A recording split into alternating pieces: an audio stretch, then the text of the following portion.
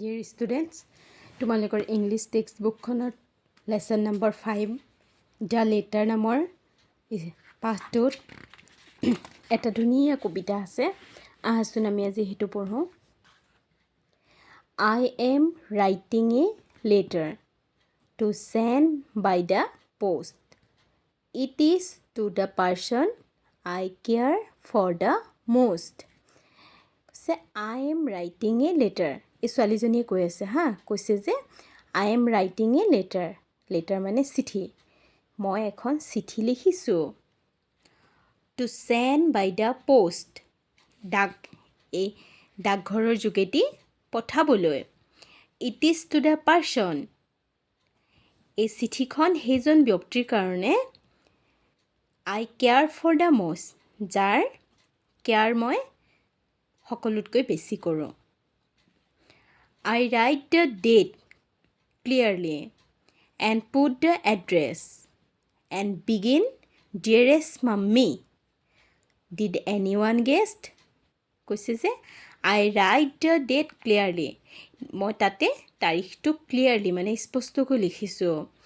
And put the address আৰু ঠিকনাটো লিখিছোঁ। And begin, dearest mummy. আৰু মই আৰম্ভ কৰিছোঁ কি বুলি? Dearest mummy বুলি। Did anyone guess?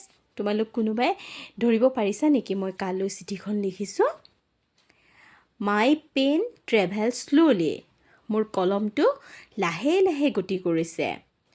All down the long sheet. এই দীঘল কাগজখনত মোৰ পেনটো লাহে লাহে গতি কৰিছে। Because I am so anxious to keep it all neat. কাৰণ মোৰ পেনটো কিয় লাহে লাহে গতি কৰিছে? কাৰণ মই বহুত সচেতন হৈ আছোঁ যে মোৰ লিখাখিনি যাতে খুব নিট একদম চাফাকৈ যায়। সেইকাৰণে মই খুব লাহে লাহে লিখিছোঁ। I carefully blot it to dry up the ink. কৈছে যে মই কেয়াৰফুলি সযতনে যিবিলাক লিখিছোঁ আৰু সেই লিখাখিনি যাতে শুকায় আৰু চিয়াহীখিনি যাতে শুকায় তাৰ বাবে মই কেয়াৰফুলি শুকুৱাইছোঁ।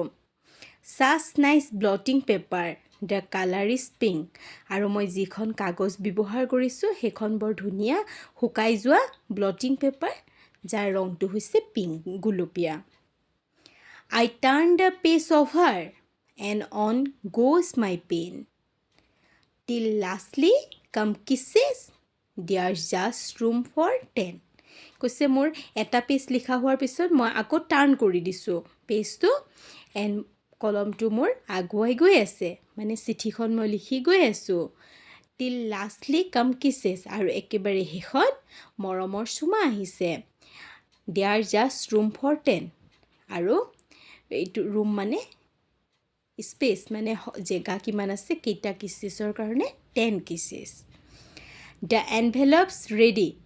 মানে এতিয়া যে মই চিঠিখন লিখিলোঁ এতিয়া এনভেলপ এটাও লাগিব নহয় চিঠিখন ভৰাবলৈ নহয় জানো ছোৱালীজনীয়ে কৈছে যে এনভেলপটো মোৰ ৰেডি হৈ আছে। I put the stamp on. আৰু মই ষ্টাম্পটো ৰেডি ৰাখিছোঁ। And run to the post box. এতিয়া মই এই পোষ্ট বক্সলৈ গৈছোঁ মানে ডাকঘৰত থকা পোষ্ট বক্সত ওচৰত গৈছোঁ এণ্ড নাও ইট হেজ গন আৰু সেইখন এতিয়া গুচি যাব। এইটো চোৱা এনভেলপত ছোৱালীজনীয়ে চিঠিখন ভৰাই এই পোষ্ট বক্সটোৰ ওচৰত লৈ আনিছে। ইয়াত ভৰাই দিয়াৰ লগে লগে চিঠিখন কি হ'ব তাইৰ সেই ডিয়েৰেষ্ট মাম্মীৰ ওচৰলৈ গুচি যাব। এতিয়া ইমান ধুনীয়া এটা চিঠি এখন কবিতা তোমালোকে ঘৰত পঢ়িবা।